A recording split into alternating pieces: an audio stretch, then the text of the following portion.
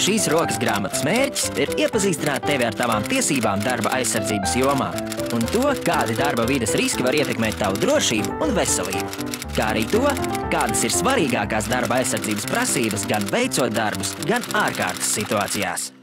Darba līgums tevi aizsargā. Uzsāc darbu tikai tad, kad darba devējs ar tevi ir noslēdzis rakstveida darba līgumu, kurā ir paredzēti tavi pienākumi, darba laiks un darba samaksa. Mutiskam darba līgumam nav nekāda juridiska spēka.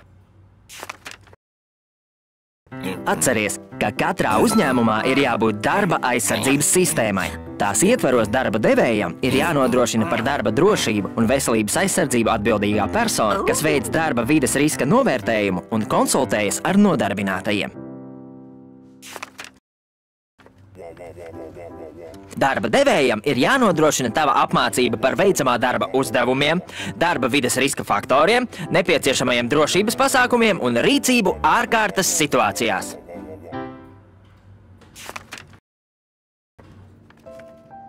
Pirms darba sākšanas tev jāveic obligātā veselības pārbaude, lai pārliecinātos, ka tava veselība atbilst veicamajam darbam.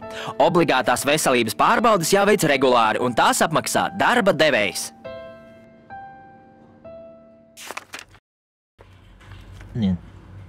Tavai darba vietai jābūt atbilstoši iekārtotai un aprīkotai darbam, kuru te veic. Tajā jāuztur tīrība un kārtība.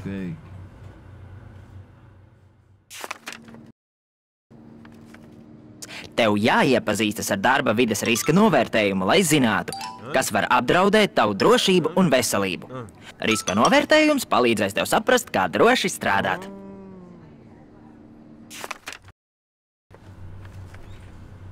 Saudzē dzirdi. Dzirdes traucējumi ir neatgriezeniski un arodvājdzirdību nevar izārstēt.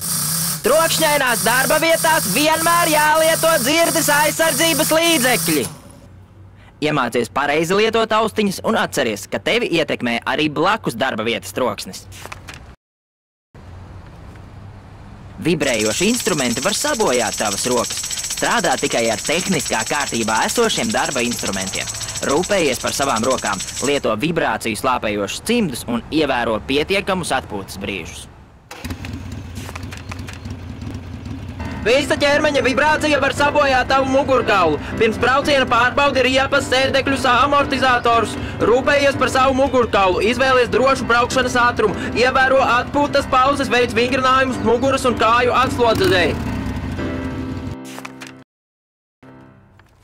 Darba vietā jābūt pietiekamam apgaismojumam. Pārbaudi, vai deg visas lampas. Pārbaudi, vai logi un gaismas ķermeņi ir tīri un darba kārtībā. Nestrādā pustumsā. Ieslēdz gaismu vai pasaki darba devējam par izdegušu spuldzi. Nepiemērots mikroklimats, temperatūra, mitrums, gaisa apmaiņa apdraud tavu veselību un samazina darba spējas.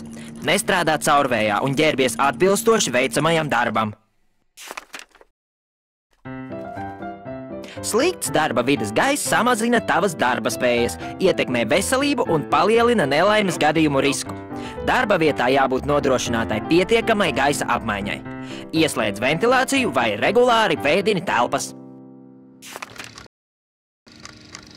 Ventilācijas sistēmas, arī gaisa kondicionētāji, ir regulāri jātīra un jāpārbauda.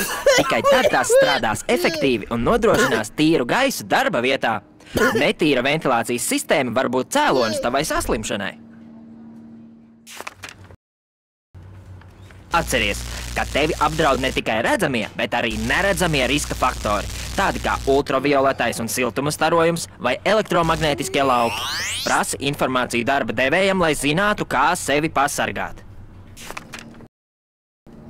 Ķīmisko vielu tvaiki var izraisīt acu, elpceļu un ādas bojājumus. Tāpēc pirmkārt, uz ķīmisko vielu iepakojuma etiķetes jābūt norādēm par bīstamību. Otrkārt, katrai ķīmiskai vielai jābūt drošības datu lapai. Tajā ir svarīgākā informācija par drošu darbu. Vienmēr ievēro drošības datu lapās un instrukcijās noteiktās prasības.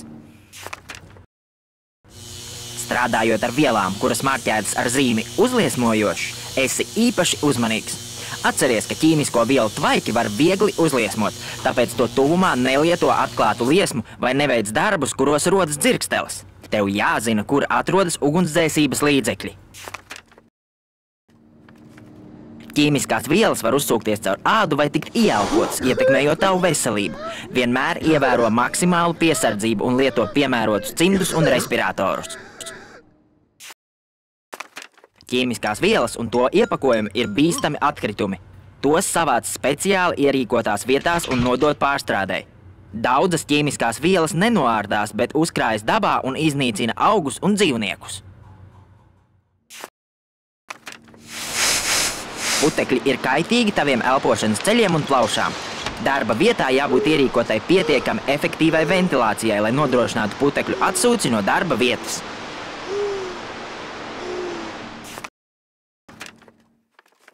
Bioloģiskie riska faktori var radīt infekcijas, alerģijas, ādas, elpceļu problēmas un saindēšanos.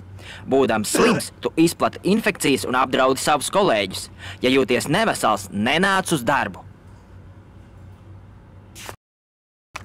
Ja darba vietā jūties noguris, kaut kas kairina acis, ādu, kaklu un tu bieži slimo, noskaidro, vai telpas gaisā nav kaitīgi mikroorganismi, no bojātiem gaisa kondicionētājiem, pelējuma skartām sienām, paklājiem, slimiem kolēģiem.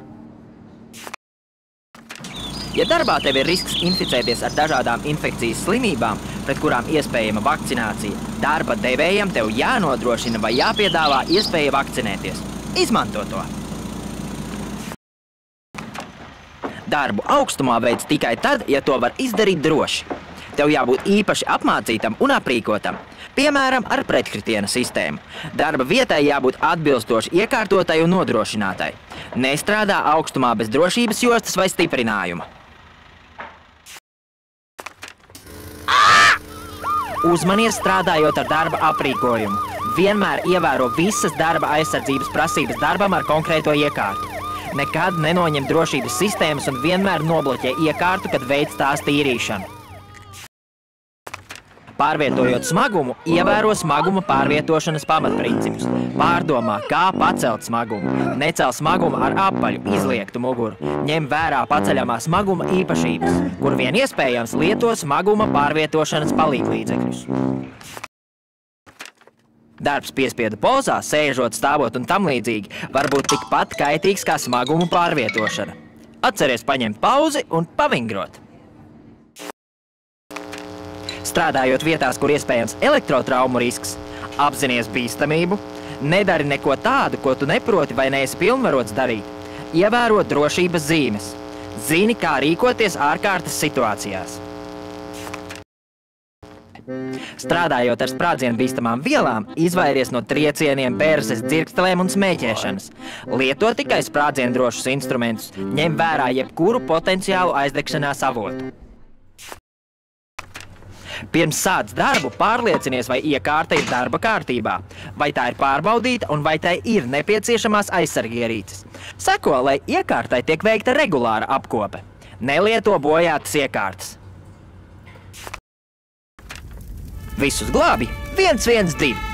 Iepazīsties ar rīcību ārkārtas situācijās.